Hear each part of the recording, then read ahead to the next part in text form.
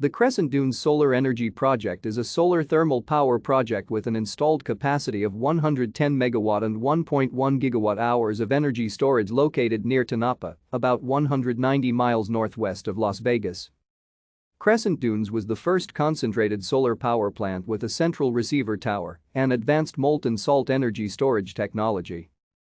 Startup energy venture company SolarReserve, created via seed funding by U.S. Renewables Group and United Technologies, was the original owner of Tonopah Solar Energy LLC, the owner and operator of the Crescent Dunes plant.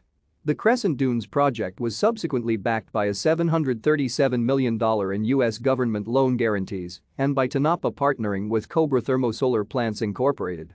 The overall venture had a projected cost of less than $1 billion.